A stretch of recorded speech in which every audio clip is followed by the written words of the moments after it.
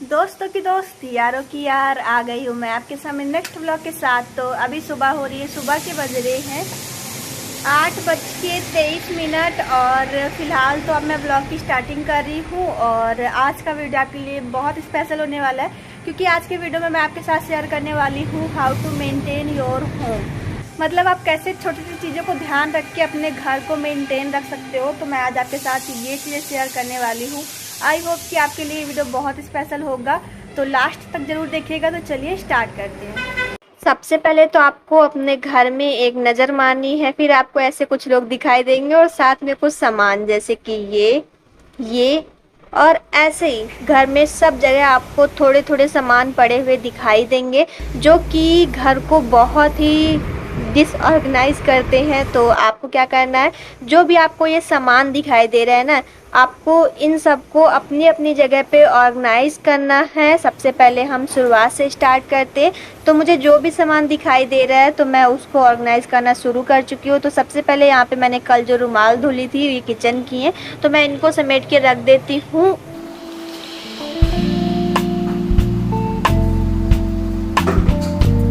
एक सामान को अपनी जगह पे रखने के बाद दूसरी सामान को अपनी जगह पे रखने की बारी आ चुकी है। तो ये हैं भैया और पापा के स्लीपर, तो मैं इनको जा रही हूँ इनके स्थान पे रखने। तो ये मेरा रखने का प्रोफेशनल स्टाइल है, मतलब एक तीर से दो निशाने। तो मैं चप्पल को उठा के इनकी जगह पे रख देती हूँ।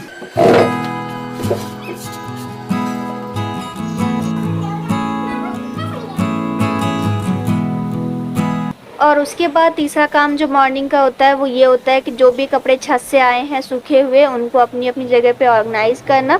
तो मैं इनको अपनी जगह पे ऑर्गेनाइज़ कर देती हूँ। और मम्मी यहाँ पे पापा और भैया के कपड़े प्रेस कर रही हैं, ताकि पापा और भैया को मेंटेन करके दुकान पे भेज सके। तो मम्मी यहाँ पे कपड़े प्रेस कर लेंगी। और चौथा काम होता है मेरा, जो मेज पे फ़ोन रखे होते हैं उनको ऑर्गेनाइज़ करना। तो यहाँ पे हमारे यहाँ दिन भर बहुत सारे फ़ोन रखे रहते हैं, क्योंकि हमारे घर में बहुत सारे फ़ोन एक्स्ट्रा हैं। तो उनको सबको मैं लाइन से रख दूंगी। और पापा का ये ब्लूटूथ है, इसको भी मैं सही से रख देती हूँ।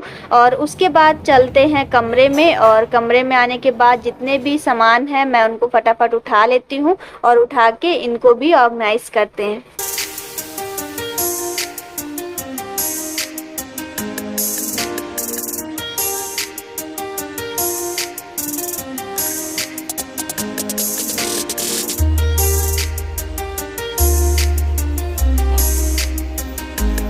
सारे सामान को ऑर्गेनाइज करने के बाद जो मेरा मेन काम होता है वो होता है बिस्तर सेट करना। तो सबसे पहले मैं अपने कमरे में आई थी, तो मैंने अपने कमरे का सारा सामान उठा लिया है और जो सामान जहां ऑर्गेनाइज करने वाला था वहां कर दिया है। और अभी मैं बिस्तर सही कर दूंगी। वैसे तो मैंने रात में सोने से पहले सही किया था, तो ज़्यादा नहीं मैसी है, तो मैंने थोड़ा सा जो मैसी था मैंने उसको सही कर दिया है। और बचे हुए सामान को वापस से ऑर्गेनाइज कर देते हैं और बेडशीट वगैरह सही से फोल्ड करके रख देते हैं।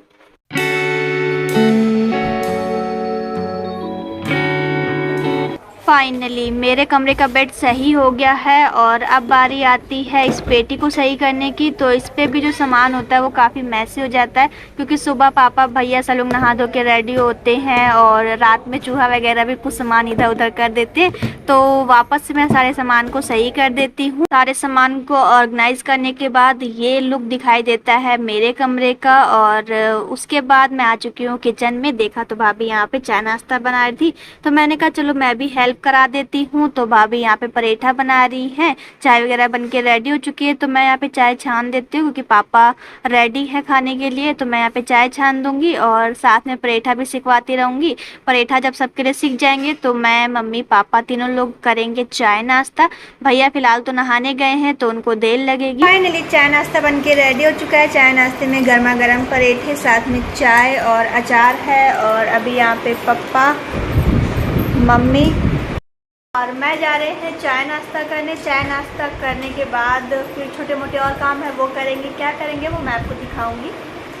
मैंने लगभग सारे सामानों को ऑर्गेनाइज कर दिया था, बट मम्मी पापा का कमरा रह गया था। तो फिर जो मम्मी ने कपड़े प्रेस किए थे तो फिर प्रेस गर्म थी, मम्मी ने फोल्ड करके नहीं रखा था, तो मैंने उसको रख दिया है। और उसके बाद पापा ने नहाया धोया, भैया ने नहाया धोया, तो तौलिया उनके कपड़े वगैरह सब इधर उधर पड़े थे। तो फिर मैं सारे कपड़ों को उठा के नहान घर में गेर देती हूँ और तौलिया को बाहर फैला ताकि सूख जाए। और भाभी ने चढ़ा दी थी घुइयाँ, घुइयाँ उबल चुकी थी, तो फिर यहाँ पे मैं ले आई हूँ, मम्मी को दे दिया, मम्मी यहाँ पे छील देंगी, क्योंकि सभी लोग थोड़ी थोड़ी हेल्प कर लेंगे तो फटाफट सारे काम निपट जाएंगे। और जब तक मम्मी यहाँ पे घुइयाँ छीलेंगी तब तक मैं यहाँ पे मम्मी पापा के कमरे का बिस्तर सही कर दूंगी। और बिस्तर सही करने के बाद जितने भी सामान हैं उनको वापस से ऑर्गेनाइज कर दूंगी।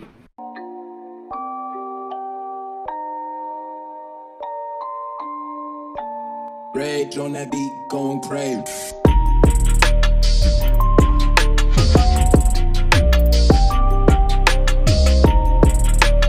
अगर हम सारे सामानों को अपनी जगह पर रख देते तो कुछ इस तरीके का लुक दिखाई देता है। और मम्मी ने घुइयाँ छीलने के बाद लगाना शुरू कर दिया है झाड़ू, तो मम्मी पूरे घर में लगाएंगी झाड़ू। तब तक मैं लगाना शुरू कर देती हूँ पोछा।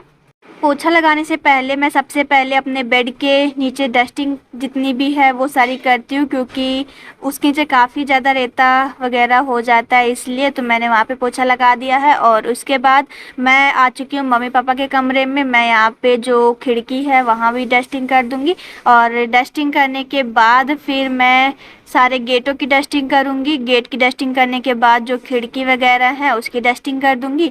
और उसके बाद जितने भी हॉल में सामान है मैं उनकी डस्टिंग करती हूँ। देखिए, आप जितना भी सामान का ख्याल करेंगे, जितना उसकी केयर करेंगे, उतना ही वो सामान आपके साथ लॉन्ग टाइम तक रहेगा। क्योंकि कई बार ऐसा होता है कि हम सामान की केयर नहीं करते, जिसकी वजह से वो जल्दी जल्दी ख़राब हो जाता है। और हम यही सोचते हैं कि हमने इतना महंगा सामान लिया था, बट वो काफ़ी टाइम तक हमारे साथ रहा ही नहीं, बल्कि इतनी जल्दी ख़राब हो गया। वो इसीलिए ख़राब हो जाता है क्योंकि हम उसकी ज़्यादा केयर नहीं करते। हमारे यहाँ कई सामान ऐसे भी है जो कि 11 साल 10 साल से ऊपर के सामान है। आप बिलीव नहीं करेंगे, आप कहेंगे ऐसा तो नहीं हो सकता, इतने टाइम तक कौन सा सामान रहता है। लेकिन आपको बिलीव हो या ना हो, लेकिन कई सामान ऐसे भी हैं जो हमारे घर में इतने साल से हैं, क्योंकि हम उसकी इतनी केयर करते हैं कि शायद वो ख़राब होने के बारे में सोचता भी नहीं है। अगर आपको भी एक इस टॉपिक पे वीडियो चाहिए तो मुझे ज़रूर बताइएगा, मैं आपके साथ ज़रूर शेयर करूँगी।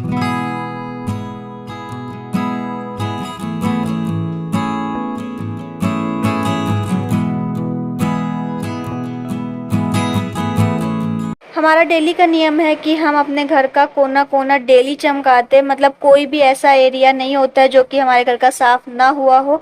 और सफाई करने के बाद फाइनल लुक कुछ इस तरीके का दिखाई देता है। और जो भी हमारे घर में पहले नहाता, चाहे मैं नहाऊँ या मम्मी, वो सबसे पहले डस्टबिन का कूड़ा फेंकने जाता है, डस्टबिन को धुल के रखता है। डस्टबिन धुलने के बाद जो दूसरा काम होता है वो ये होता है कि टॉयलेट की अच्छे से क्लीनिंग करना। तो चाहे मैं नहाऊँ या मम्मी, दोनों में से कोई भी धुल देता है। और उसके बाद घर की डीप क्लीनिंग करने के बाद, घर को ऑर्गेनाइज करने के बाद, फिर जो हमारा मेन काम होता है वो होता है कपड़े धुलना। और कपड़े धुलने के बाद जो मेन काम होता है, अगर आप कपड़ों को लॉन्ग टाइम तक अपने साथ रखना चाहते हैं तो एक नियम फॉलो कीजिएगा, आपके कपड़े हमेशा वैसे नए बने रहेंगे। तो वो ये है कि धुलने के बाद आप सारे कपड़ों को उल्टा करके फैलाइए। इससे क्या होगा कि उसका रंग नहीं उड़ेगा और वो आपके साथ लॉन्ग टाइम तक रहेंगे। हमारे घर में हमेशा का नियम है, कपड़े धुलने के बाद सारे उल्टे करके फैलाए जाते हैं ताकि रंग ना उड़े और वो लॉन्ग टाइम तक हमारे साथ रहे। और कपड़े धुलते वक्त अगर आपका निरमा वगैरह बच रहा है या धुलते वक्त आपको ऐसा लग रहा है कि मैंने आज नमक ज़्यादा यूज कर लिया है, तो आप उस निरमे का यूज कर सकते हैं पावदान धुलने के लिए। या ऐसा कोई सामान जो कि आपके घर में कम यूज होता हो लेकिन गंदा ज़्यादा हो जाता है, तो उस चीज़ को आप उस निरमे से धुल सकते हैं। इससे क्या होगा, आपका निरमा भी वेस्ट नहीं होगा और घर की सफाई भी होती रहेगी। कपड़े धुलने के बाद जो लास्ट बार का पानी होता है उससे मैं अपने जो वॉशरूम है उसकी क्लीनिंग कर लेती हूँ, क्योंकि काफ़ी धूल मिट्टी वगैरह होती है जो कि कपड़े धुलने के बाद निकलती है। तो मैं उसको अच्छे से ब्रश से रगड़ रगड़ के छुड़ा देती हूँ और टाइल्स वगैरह भी साफ़ कर देती हूँ। और इस तरीके से पानी भी वेस्ट नहीं होता है, उसका भी यूज हो जाता है। लास्ट बार में मैं अच्छे से साफ़ पानी से धुल देती हूँ। इस तरीके से सारी क्लीनिंग हो जाती है और 12 बजे तक मेरा लगभग सारा काम निपट जाता है। और 12 बजे के बाद मैं बैठ जाती हूँ एडिटिंग करने के लिए। और उसके बाद मुझे काफ़ी प्यास लगी थी, मैंने कहा चलो पानी पी लेते हैं। मिलेंगे नेक्स्ट वीडियो में। वीडियो पसंद आया चैनल सब्सक्राइब जरूर कीजिएगा, अपने फैमिली मेम्बर के साथ वीडियो को शेयर ज़रूर कीजिएगा।